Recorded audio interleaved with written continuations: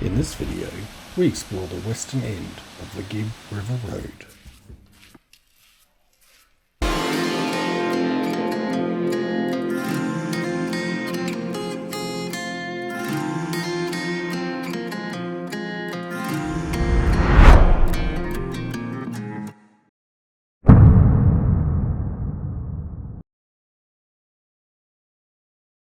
Good morning, everybody.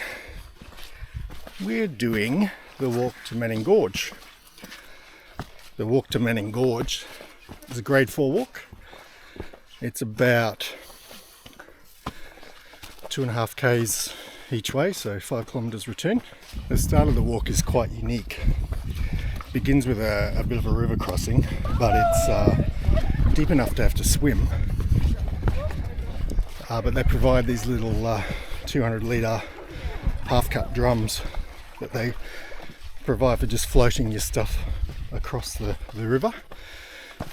So somebody usually has to go swim across the other side to retrieve them, because they're always on the wrong side apparently. And put your bags and your boots and all your dry gear in there and just float across and swim across. It's quite unique and pretty cool. Quite a busy place. It's very highly rated on the Gibb River Road. So we're going to see what all the fuss is about.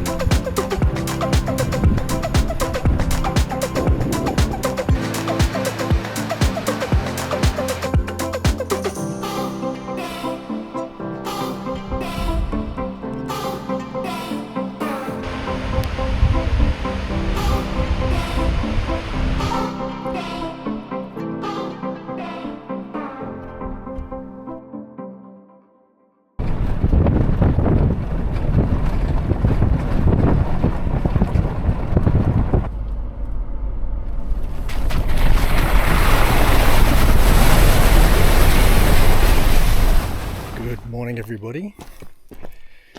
Normally we put these videos together for those back home, but today's something a little bit different. This video is also for Yvonne back at camp. She's done a knee in, so she's taking it easy back at camp. Trying to recover that. We were both in a bad way for the last couple of days. I did a light sprain on my ankle about 3 days back. Getting out of the caravan, I forgot that the step wasn't there and fell down to the ground. The funny thing about that is it taught me I was getting older in a couple of different ways. One, I didn't bounce, it quite hurt when I hit the floor. And secondly, they say you can tell a lot about how old you are based on the reaction of people when you fall.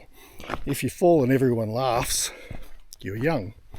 If you fall and everyone comes over and says, "Are you all right?" you're old. Well, it was definitely the latter case 3 days ago. So I am doing the walk by myself to the Manning Gorge. There's 2 parts to the walk, one to the top and an extension to the bottom.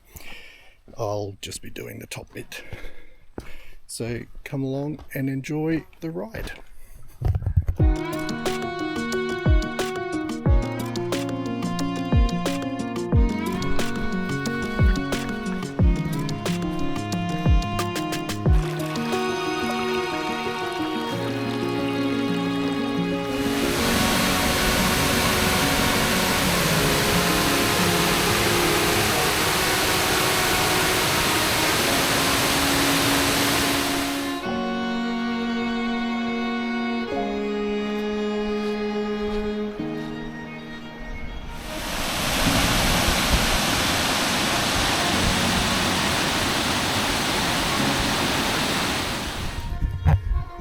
walk to the bottom of the gorge did look quite easy, and I was very tempted to keep going, but I have turned around.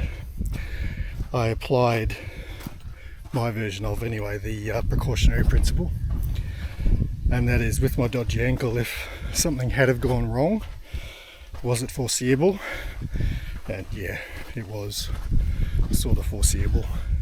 So the view from the top of the falls was nice anyway, so yeah, worth visiting, and next time I'll walk to the bottom. Hello everyone, we've just stopped on a roadside stop just on our way after leaving Silent Grove, which was where we camped for the last couple of nights. That's the campground that you access, National Parks campground, that you access when you want to do the Bells Gorge and Bells Falls walk, which I did part of this morning. Yeah, so we're on the final stages of the Gibb River Road now. We're going to turn off soon to the south, briefly off the road to go to Windjana Gorge National Park. We'll stay there for a night or two, and that's also the access point that we'll use to get to Tunnel Creek, which is definitely one of the highlights on the Gibb River Road. But yeah, we're in the final throes of the Gibb.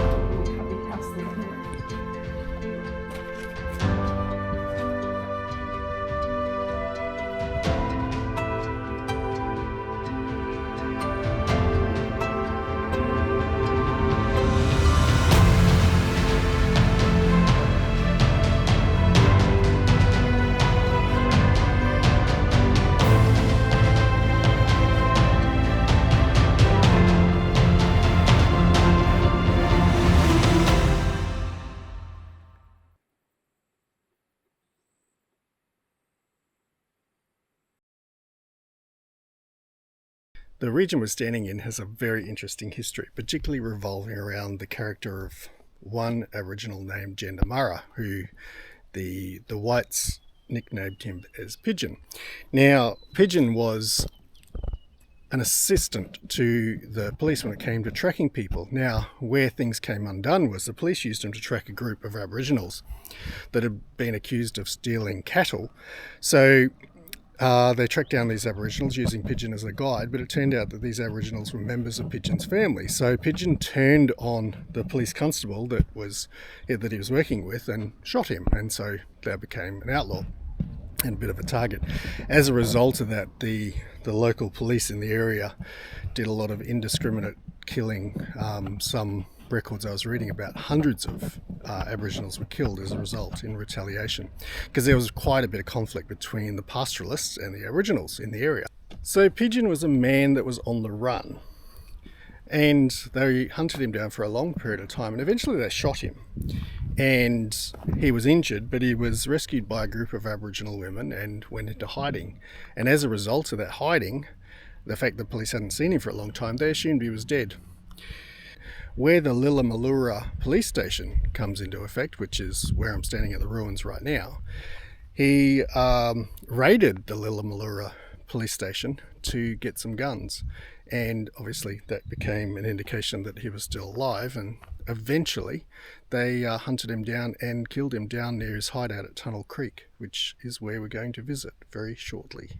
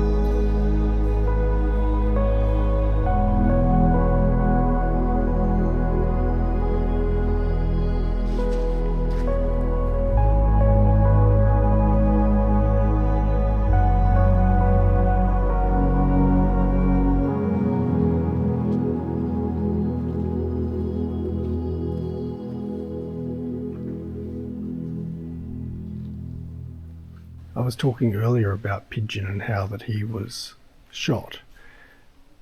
And this is where they reckon he was shot. The accounts say that he was standing on a rock ledge overlooking the opposite exit of Tunnel Creek, which is where we are now, and he was shot and he fell about 30 metres to his death. So we've just finished our walk through Tunnel Creek. We've walked right through to the other side, and it's pretty much the last thing we're going to see on the Gibb. But if you are doing the Gibb, highly recommend you take the side trip down to Tunnel Creek and explore it. It's we saw a few crocodiles, quite a few people, but at this end here, we've got it pretty much to ourselves, which is wonderful. But yeah, it's been a great trip, thoroughly enjoyable.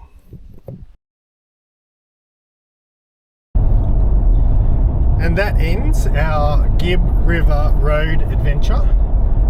We've enjoyed it. It's definitely something we've wanted to do. It's been on our bucket list for quite some time, and yeah, thoroughly enjoyed the beauty of the environment, the gorges, the swimming, everything about it. Just really enjoyed it. By the end of it, we're getting a little bit sick of the corrugated roads, but that's fine. So yeah, that's the end of our Gibb River Road adventure. In our next video, we will be having a look at the Broome area, so join us for that.